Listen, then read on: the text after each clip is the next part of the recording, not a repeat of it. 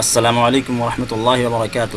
دوستوں، میں محمد راشد اقبال اور آپ دیکھ رہے ہیں ہمارے YouTube channel teach your self. ابھی جیسا کہ آپ کو معلوم ہے کہ ویڈیوز ہم اردو ادب سے متعلق بنا رہے ہیں، اور اس سے پہلی والی ویڈیو ہم نے صوتیات سے متعلق کچھ ممکنہ اہم سوالات و جوابات بنائے تھے، ٹھیک ہے۔ اس کا پہلا حصہ جو ہے ہمارے چینل پہ اپلوڈ کیا جا چکا ہے، اور آج ہم صوتیات سے متعلق ہی کچھ نئی معلومات لے کر حاضر ہوئے ہیں، اور صوتیات سے متعلق ممکنہ اہم سوالات و جوابات کا دوسرا حصہ آپ کے سامنے پیش کرنے جا رہے ہیں، ٹھیک ہے دوستو۔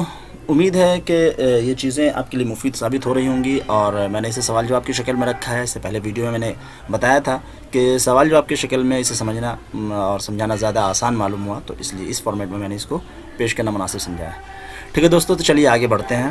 تو آج کا سوال ہے، پہلا سوال، معکوسی مصمتے کسے کہتے ہیں؟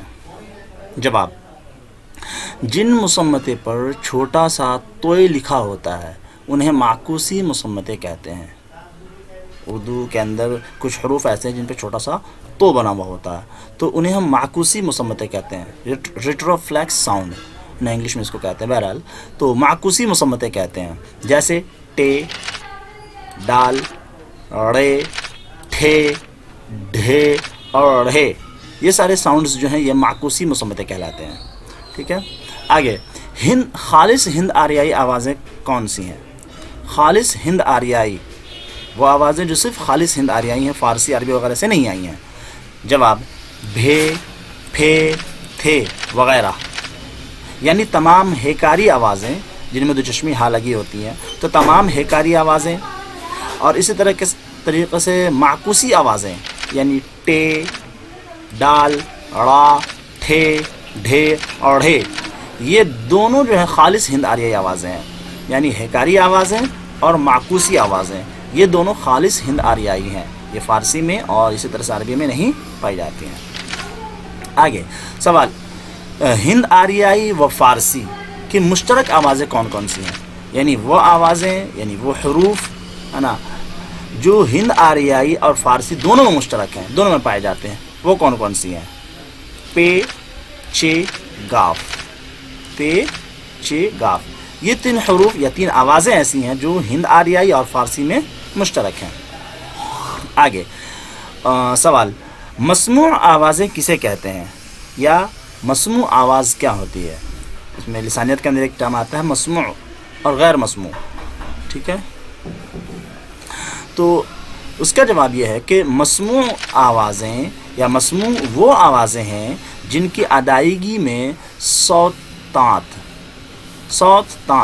یعنی جس کو ہم انگلش میں ووکل کارڈز کہتے ہیں، تو صوت تانت میں حرکت پیدا ہو، وہ آوازیں جن کی ادائیگی میں ووکل کارڈز کے اندر حرکت پیدا ہو جائے تو اسے مسموع آوازیں کہتے ہیں، یا مسموع آوازیں وہ آوازیں ہیں جن کی ادائیگی میں صوت تانت یعنی ووکل کارڈز میں حرکت پیدا ہو، جیسے بے، دال، ڈال، جیم، گاف، میم، نون، واو، زے، ژے، غین، رے، ڑے، لام، یہ تمام مسموع آوازیں ہیں، ٹھیک ہے۔ اب اس کا الٹا غیر مسموع کیا ہوگا؟ سوال، غیر مسموع آوازیں کیا ہیں؟ جواب: غیر مسموع وہ آوازیں ہیں جن کی ادائیگی میں صوت تانت یعنی ووکل کارڈز میں حرکت پیدا نہ ہو، تو ان کو غیر مسموع آواز کہا جاتا ہے، جیسے پے، تے، ٹے، چے، کاف، قاف، فے، سین، شین اور خے، یہ تمام آوازیں جو ہیں یہ غیر مسموع آوازیں ہیں۔ اسی طریقے سے اگلا سوال، اردو مصمتوں کی صحیح تعداد کیا ہے؟ ہم نے مصمتوں کی بات کی ہے، تو اردو کے اندر جو مصمتیں ہیں ان کی صحیح تعداد کیا ہے؟ تو اس کا جواب یہ ہے کہ اس بارے میں ماہرین لسانیات کی رائے الگ الگ ہیں، متفقہ طور پہ کچھ نہیں کہا جا سکتا کہ ان کی آوازیں کیا ہیں، الگ الگ ماہرین لسانیات کی الگ الگ رائے ہیں، جیسے پروفیسر نارنگ کے مطابق 34، پروفیسر مسعود حسین خان کے مطابق 37 اور پروفیسر مرزا خلیل احمد بیگ کے مطابق 38 مصمتیں ہیں۔ تو زیادہ تر جو صحیح تو مانا جاتا ہے یا عام طور سے جو کاؤنٹ کیا جاتا ہے وہ 38 ہی کاؤنٹ کیا جاتا ہے نا۔ تو یہ یہ الگ الگ اقوال ہیں. پروفیسر نارنگ کے مطابق 34، مسعود حسن خان کے مطابق 37 اور مرزا خلیل احمد بیگ کے مطابق 38 مسمتیں ہیں. ہاں لیکن مصوتے جو ہیں جن کو ہم حروف علت کہتے ہیں، تو مصوتے سب کے نزدیک بالاتفاق 10 ہی ہیں. ٹھیک ہے. آگے اردو میں ہم صوت حروف یا زائد حروف کسے کہا جاتا ہے؟ ہم صوت حروف یا زائد حروف کسے کہا جاتا ہے؟ جواب: جب ایک ہی طرح کی آواز کے لیے متعدد حروف متعین ہوں تو انہیں ہم صوت حروف یا زائد حروف کہا جا سکتا ہے. یعنی آواز ایک ہے اور ایک آواز کے لیے متعدد حروف موجود ہیں جو اسی آواز کی نمائندگی کرتے ہیں، تو وہاں پر جو ایک سے زائد حروف ہوں گے وہ ہم صوت حروف کہلائیں گے. جیسے مثال کے طور پہ ذال، واد اور ظا، یہ 3 حروف ایسے ہیں جن کی نمائندگی کے لیے زا موجود ہے پہلے سے ہی، تو ان کے لیے زا کی آواز. اسی طرح سے ثے اور صاد کے لیے سین کی آواز، ہا کے لیے ہا کی آواز، طا کے لیے تا کی آواز موجود ہے. تو یہ سارے حروف جو ہیں یہ جو ہیں آپ کو زائد حروف کہلائیں گے یا ہم صوت حروف کہلائیں گے. ٹھیک ہے. تو یہ سارے حروف یعنی ذال، واد، ظا، ثا اور صاد، ہا، طا اردو میں ہم صوت حروف یا زائد حروف کہلاتے ہیں. تو یہ ہم صوت حروف اور زائد حروف، یہ اتنے حروف ہم کہلاتے ہیں. کیوں کہلاتے ہیں؟ اس لیے کہ جن آوازوں کی نمائندگی یہ کرتے ہیں ان کے لیے ان آوازوں کی نمائندگی کے لیے آلریڈی پہلے سے ہی ایک آواز، ایک حرف موجود ہے. جیسے ذال، واد اور ظا کے لیے زا موجود ہے، ثا اور صاد کے لیے سین موجود ہے، ہا کے لیے ہا موجود ہے، طا کے لیے تا موجود ہے پہلے سے ہی ہندارے آوازوں میں. ٹھیک ہے. تو اس لیے یہ ہم صوت یا زائد حروف کہلاتے ہیں. خالص فارسی آواز کون سی ہے؟ جواب: جا. جا جراف یا جالا والی جو آواز آتی ہے، جا، یہ زا نہیں ہے، جا. ٹھیک ہے. تو یہ آواز خالص فارسی ہے. اسی طریقے سے خالص عربی آواز کون سی ہے؟ یا خالص عربی حرف کہہ لیں اس کو، قاف. ٹھیک ہے. آگے ایک سوال یہ ہے کہ فونیمز کسے کہتے ہیں؟ فونیمز کسے کہتے ہیں؟ جواب: کسی بھی زبان کی وہ آوازیں جو امتیاز معنی کا کام دیں، انہیں فونیم کہتے ہیں. اور انہیں بنیادی آوازیں بھی کہتے ہیں، انہیں ممیز آوازیں بھی کہتے ہیں. ٹھیک ہے. تو کسی بھی زبان کی وہ آوازیں جو امتیاز معنی کا کام دیں انہیں فونیم کہتے ہیں، اور اسی فونیم کو بنیادی آوازیں اور ممیز آوازیں بھی کہتے ہیں. آگے سوال: کسی بھی زبان میں فونیم کو معلوم کرنے کا کیا طریقہ ہے؟ جواب: فونیم کو معلوم کرنے کے لیے عقلی جوڑے یعنی مینیمل پیئر یوز کرتے ہیں. تو فونیم کو معلوم کرنے کے لیے عقلی جوڑے یعنی مینیمل پیئر بنائے جاتے ہیں اور اس کی مدد سے فونیم کو دریافت کیا جاتا ہے. اب یہ عقلی جوڑے یا مینیمل پیئر کیا ہوتا ہے؟ سوال: عقلی جوڑے یا مینیمل پیئر کیا ہوتا ہے؟ جواب: کسی بھی زبان میں الفاظ کے ایسے جوڑے، دو الفاظ ہے نا، کسی بھی زبان میں الفاظ کے ایسے جوڑے جن میں ایک کلامی آواز مشترک ہو اور ایک مختلف ہو اور دونوں الگ الگ معنی رکھتے ہوں، عقلی جوڑے کہلائیں گے. اس کو سمجھیں. یعنی کسی بھی زبان کے اندر 2 الفاظ ایسے لیں جن کے اندر 2 طرح کی آواز ہوں، ایک آواز تو ان دونوں الفاظ کے اندر مشترک ہو اور ایک آواز جو ہے مختلف ہو. ٹھیک ہے. ایسی ایک مختلف اور مشترک آواز کی سے بنے ہوئے 2 الفاظ جو ہیں ایک ساتھ لائیں تو ان کو عقلی جوڑے کہتے ہیں. جیسے مثال سے دیکھیں، جیسے بال، پال، جب، کب. تو یہ بال ایک لفظ ہے، پال ایک لفظ ہے. ان میں بال، با ایک آواز ہے اور لام کی ایک آواز ہے، پا کی ایک آواز ہے اور لام کی ایک آواز ہے. تو اسی طرح سے جب اور کب.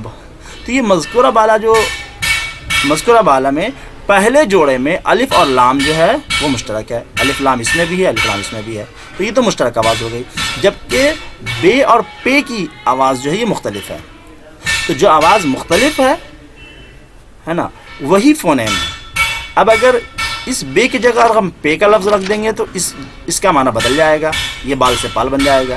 اس طرح سے یہ پال میں جو پے ہے، اس پے کی جگہ پہ اگر ہم بے رکھ دیں گے تو وہ پال کا معنی بدل جائے گا، وہ بال بن جائے گا. ٹھیک ہے، تو یہ جو مختلف آوازیں بے اور پے یہ فونیم ہے. اسی طرح سے دوسرے جوڑے میں بے جو ہے یہ مشترک ہے اور کاف اور جیم جو ہے مختلف ہے، تو کاف اور جیم فونیم ہے. تو اس طریقے سے فونیم معلوم کرنے کے لیے جو الفاظ کے جوڑے بنائے جاتے ہیں ان کو عقلی جوڑے کہتے ہیں. لیکن عقلی جوڑے بنانے میں یہ دھیان رکھنا ہوتا ہے کہ اس میں دو طرح کی آواز ہوتی ہیں، ایک مختلف اور ایک مشترک. جو مشترک ہوتے ہیں تو مشترک آوازیں کہلاتے ہیں. جو مختلف آوازیں ہوتی ہیں جن کو ایک جگہ سے ایک آواز کی جگہ دوسری آواز کو استعمال کرنے یا ایک حرف کی جگہ دوسرے حرف کو رکھنے سے معنی بدل جاتا ہے، تو وہی فونیم ہوتے ہیں. آگے سوال، عقلی جوڑے سے ہم کیا کام لیتے ہیں، کیا فائدہ ہے، کیا یوز ہے اس کا؟ جواب، عقلی جوڑے سے ہم فونیم کی شناخت کرتے ہیں، اور کسی بھی زبان میں فونیمیات کی جو تعداد ہوتی ہے وہ محدود اور مقرر ہوتی ہے. یہ معلوم ہوتا ہے کہ فونیمیات کتنے ہیں. سوال، اردو میں فونیمیات کی صحیح تعداد کیا ہے؟ تو اس سلسلے میں بھی علماء کا تھوڑا سا اختلاف ہے. اس سلسلے میں بھی علماء لسانیات میں ذرا سا اختلاف ہے. کوئی ان کی تعداد یعنی فونیمیات کی تعداد 58، تو کوئی 48، تو کوئی 44 قرار دیتے ہیں. ٹھیک ہے یہ تو 58 اینڈ 44. بعض لوگوں کا کہنا ہے 58، بعض کا 48 اور بعض کا 44. ہاں، یہ اس میں آپ دیکھ سکتے ہیں، ایک حوالہ ہے اردو کی تعلیم کے لسانی پہلو کو بھی چندارنگ کی کتاب ہے، اس میں دیکھ لیں، یا اور بھی جو لسانیات کی دیگر کتابیں ان میں مل جائیں گی تفصیلات. آگے سوال، ذیلی صوتیے یا ذیلی فونیم. ابھی دیکھ لیں کہ فونیم کے لیے جو ورڈ استعمال ہوا ہے وہاں پہ فونیم بھی بولتے ہیں اس کو ممیز آوازیں بھی بولتے ہیں، اس کو بنیادی آوازیں بھی کہتے ہیں، اس کو صوتیے بھی کہتے ہیں. تو ہم کئی طریقے سے اس کو بولتے ہیں، تو الگ الگ جگہ جو ہے الگ الگ الفاظ استعمال کرتے ہیں لوگ، تو کنفیوژن تھوڑا سا رہتا ہے باقی، اس لیے اس کو ابھی دھیان میں رکھ لیں. ٹھیک ہے، تو ذیلی صوتیے یا ذیلی فونیم ایک ہی چیز ہے، ٹرمز بدلا ہوا ہے صرف. تو ذیلی صوتیے یا ذیلی فونیمز کسے کہتے ہیں؟ جواب، فونیم کو بنیادی آوازیں یا ممیز آوازیں یا صوتیے بھی کہتے ہیں. کیا ہوتا ہے فونیم میں؟ جن میں ہر آواز ایک دوسرے سے ممیز ہوتی ہے. فونیمز کے اندر جتنی بھی آوازیں ہوتی ہیں وہ ایک دوسرے سے ممیز ہوتی ہیں، اور ایک کی جگہ دوسرے کو استعمال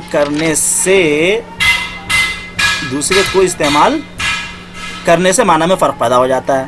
جیسے جب اور کب میں جیم فونیم یعنی صوتیے ہیں. ٹھیک ہے، اور با مشترک آوازیں ہیں. ٹھیک ہے، یہ پہلے بھی آئی تھی. لیکن ذیلی کے بارے میں بات کر رہے تھے، اب یہاں سے دیکھیں. لیکن ذیلی مصوتے کیا ہوتے ہیں؟ لیکن ایسی آوازیں جو صوتی یعنی فونیٹیکلی صوتی اعتبار سے تو مختلف ہوں، لیکن فونیمیاتی اعتبار سے مختلف نہ ہوں. صوتی اعتبار سے دیکھنے میں جو ہوتا ہے وہ مختلف ہیں، لیکن فونیمیاتی اعتبار سے وہ مختلف نہیں ہوں. یعنی اگر ایک آواز کی جگہ دوسرے کو رکھ دیا جائے یا ایک آواز کی جگہ دوسرے کو لانے سے معنی میں فرق نہ پڑے تو ایسی آواز کو ذیلی صوتیے یا ذیلی فونیم کہا جاتا ہے. تو وہ یعنی ایسی آواز ذیلی صوتیے یا ذیلی فونیم کہلاتی ہیں. جیسے ڈال اور را. تو ڈال اور را کو اگر دیکھا جائے تو ڈال جو ہے ایک الگ آواز ہے اور را ایک الگ آواز ہے. تو یہ صوتی اعتبار سے تو الگ ہے، صوتی اعتبار سے تو الگ الگ ہیں، لیکن فونیمیاتی اعتبار سے یعنی ہم اردو زبان کے اندر بطور خاص دیکھیں تو ڈال کی جگہ اڑا، اڑا کی جگہ ڈال کبھی کبھی استعمال ہو جاتا ہے نا. لیکن فونیمیاتی اعتبار سے اگر ہم گڈھا اور گڈھا بولیں یا گڑھا بولیں ہے نا، تو اس کے معنی میں کوئی فرق نہیں پڑتا ہے، مفہوم وہی ہوتا ہے کہ بولنا کیا چاہ رہا ہے. ٹھیک ہے، تو اگر ہم گڈھا کی جگہ گڑھا کہیں تو بھی معنی وہی رہتا ہے، یعنی معنی نہیں بدلتا ہے. تو ایسی صورت میں اردو زبان کے اندر گڈھا، ڈھے اور ڈھے جو ہے یہ کیا ذیلی مصوتے کے اندر آئیں گے، یا ذیلی مصوتے یا ذیلی सॉरी ذیلی صوتیے یا ذیلی فونیمز کہلائیں گے. ٹھیک ہے, آگے دیکھتے ہیں صوتیات میں کس چیز کا مطالعہ کیا جاتا ہے. صوتیات میں انسان کے منہ سے نکلنے والی آوازوں کا عمومی مطالعہ کیا جاتا ہے. تو انسان کے منہ سے جو آواز نکلتی ہے اس کا مطالعہ صوتیات کے اندر کیا جاتا ہے. یہ صوتیات. فونیمیات کیا ہوتا ہے؟ فونیمیات میں جو ہے کسی مخصوص زبان کی ممیز آوازوں یعنی صوتیے یا بنیادی آوازوں کا مطالعہ کیا جاتا ہے. تو فونیمیات کے اندر ایک مخصوص زبان, جیسے لسانیات تو ایک عام کانسیپٹ ہے, اور جب ہم بطور خاص اردو زبان کی مخصوص آوازوں کا مطالعہ کریں گے تو وہ فونیمیات ہے.